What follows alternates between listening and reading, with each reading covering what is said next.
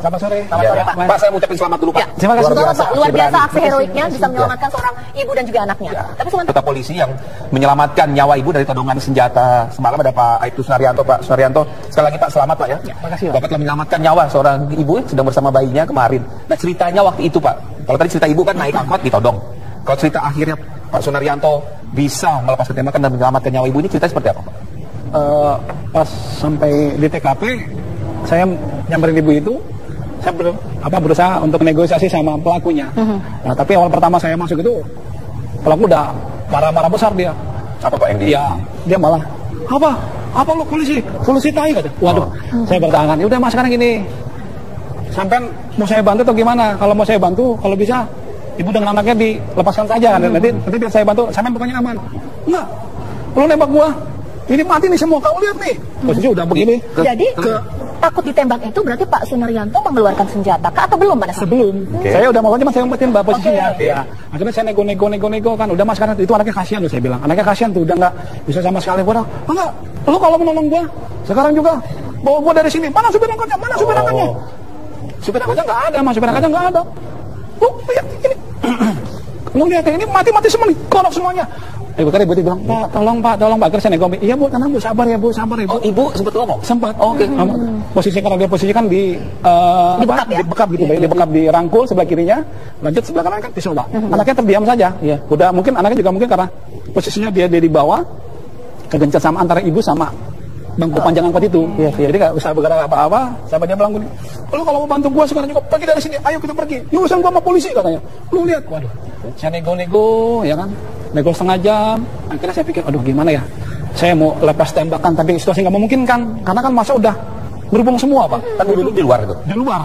Makanya saya pikir kalau saya kan jarak terlalu dekat, Pak. Takut juga tuh mau nembak. Saya berpikiran sampai 3 kali peletuk saya tarik mundur gitu. Senjata lu mana? Gak ada senjata saya. Dia tanya senjata mana? Pas saya senjata lu mana? Senjata saya nggak ada, Mas. Sudah di pinggang saya, lihat. Karena posisinya saya umpetin di pijakan yang naik angkot itu. Ya, pijakan kaki. Iya, saya umpetin di situ posisinya kan. Saya umpetin, saya lemah, saya bikin dia supaya agak down, tapi dia semakin nekat katanya kan. Akhirnya saya koordinasi sama sekitarnya. Saya bilang gini, Mas, tolong dong. Kalau bisa itu yang di belakang angkot semuanya agak menjauh.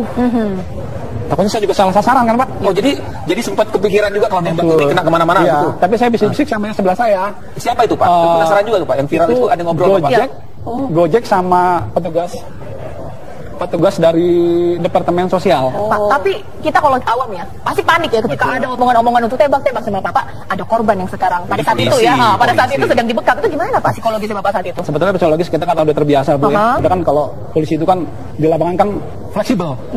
Soalnya kan kalau masyarakat kan katakanlah satu sisi masyarakat itu kalau misalnya udah ketemu sama lawannya pasti kan emosi.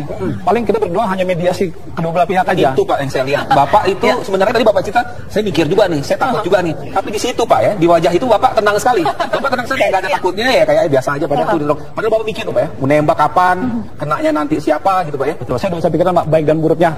Saya hanya berserah ya sama Allah. Saya sempat salawatan 3 kali kan. Salawatan 3 kali saya bismillahirrahmanirrahim, ya mudah-mudahan tepat gitu Pak. Soalnya kan posisinya dekat Pak. Pokoknya kalau salah sedikit bisa kena ibunya itu. Masalah itu film Pak ya. Iya sih. Iya. Udah saya yakin bismillahirrahmanirrahim, Mas tolong agak ngejauh. Saya juga bilang tolong agak ngejauh, jangan deket-deket. Saya pas mau sikat lagi, pertama saya mau sikat lagi, ramai lagi warga. Aduh, ya Allah, sampai akhirnya Bapak melepaskan tembak. Tapi memilih jalan untuk oke, akan saya tembak di sini. Ya itu Mbak, saya bilang tadi awalnya kan karena negosiasi ini semakin lama hampir setengah jam kayaknya alot, berjalan alot, ya kan kelihatannya juga Mas pelakunya ini benar-benar kalap. Sampai teater Mas saya cepat. Kalau enggak, ini. Akhirnya saya pikir, tenang Mas, saya nggak tahu supir angkotnya kemana. Saya bilang ke posisi kita nggak tahu supir angkotnya kemana. Tapi saya pikir udah. Akhirnya saya koordinasi sama masyarakat warga situ agar menjauh kan. Akhirnya wah orang udah pada, oh iya Pak, sikat Pak. Aduh, tenang. Akhirnya pas udah posisi benar-benar clear udah saya pikirkan, pokoknya saya lillahi ta'ala. Baik buruknya udah saya pikirkan. Kalau buruknya mungkin panjang, udah nasib keluarga saya. Kalau buruknya saya lillahi ta'ala aja. Jadi Bapak juga resikonya itu resiko terhadap diri Bapak sendiri Pak ya, terhadap kelanjutan Bapak karir Bapak ya Pak ya. Salah posisi. Iya, salah posisi. Tapi Bapak tuh kemarin itu melihat kondisi seperti itu Pak. Yang ada di pikiran Bapak saat itu memang harus melumpuhkan atau Bapak memang berharap ini memang nggak bisa lagi nih orang seperti ini akan menyerahkan, nggak mungkin gitu. Saya posisinya ya karena ngeliat posisi ibu itu kayaknya udah nggak mungkin, tetap nggak akan dilepaskan. Oh, Bapak yakin nggak? Ya saya yakin nggak akan dilepaskan. Akhirnya saya pikir udah clear, semuanya udah aman.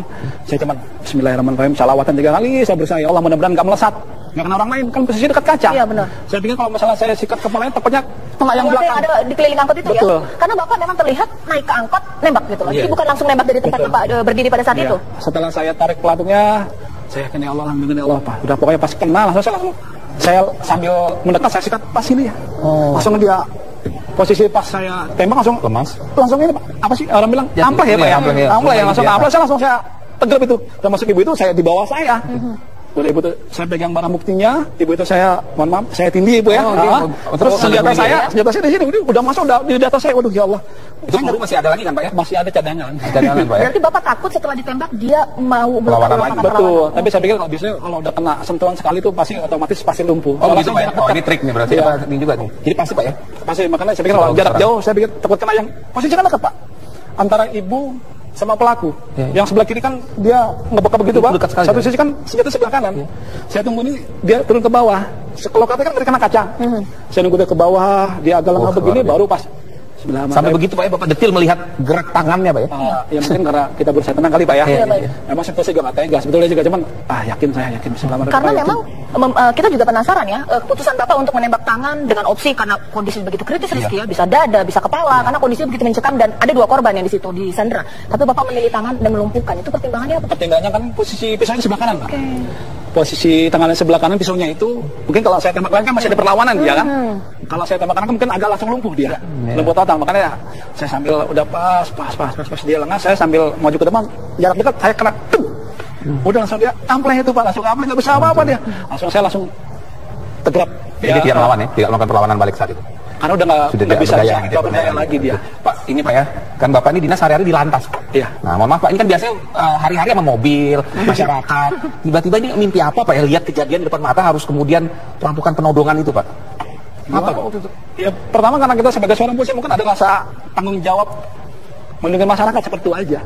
Pikirannya saya nggak ada, ataupun saya mau heruk saya nggak penting.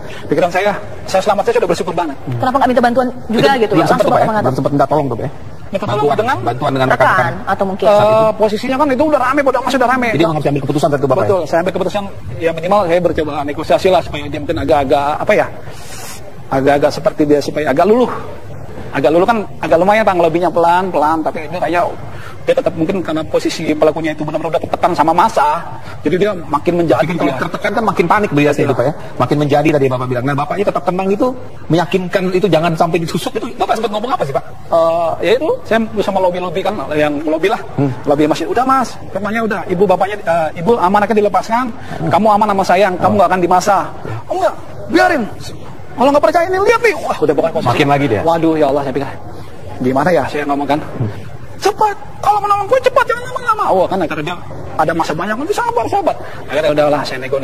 Saya juga udah, saya mengatakan anjing cepat. Waduh, ya udahlah, saya pikir udah setengah jam nego kayak nggak ada hasil, alat semakin kalap, takutnya ibunya juga kena ya Pak ya. Udah saya pikir udah saya yakin, langsung saya tindakan gitu aja. yang luar biasanya juga Pak, Bapak bisa setelah ada tindakan tersebut memastikan juga bahwa si pelaku tidak diamuk massa. Itu kan jadi suatu hal yang biasa. Karena situ kan semua massa berkumpul di titik, di titik itu. Pas setelah saya buat tindakan kepada pelaku, itu kan ibu korban langsung ditarik tuh, ya kan? Saya udah ngomong sama sebelah saya. Nanti selesai saya tindakan pada pelaku, tolong biar gimana pun ibunya tuh dievakuasi, ditarik aja. Jangan nunggu digendong kan kelamaan ibu ya. Iya. Makanya posisinya gimana pun ditarik.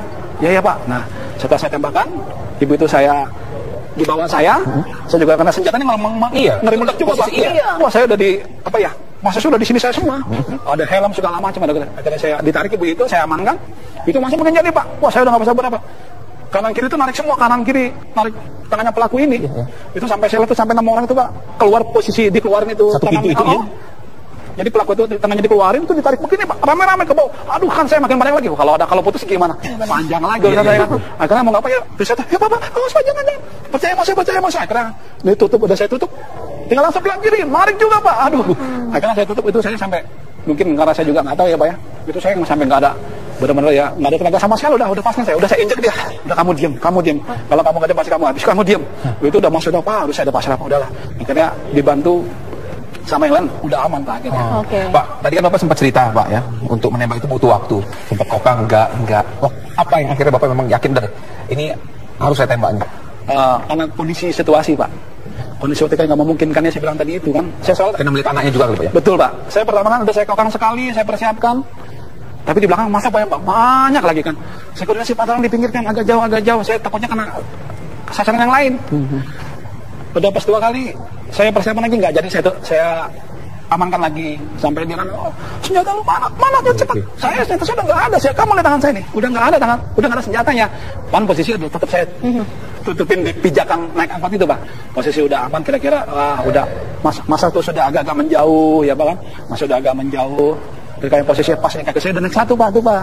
Pertama saya di luar Pak. Udah siap dengan udah pas tindakan. udah kurang lebih gitu ya Pak kalau nggak salah. Iya. Udah pas kira aman.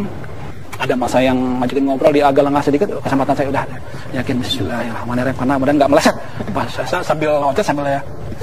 Untungnya nggak karena ibu itu aja saya udah bersyukur banget ya, udah bersyukur banget ya. Pak, terakhir nih Pak ya. Ya.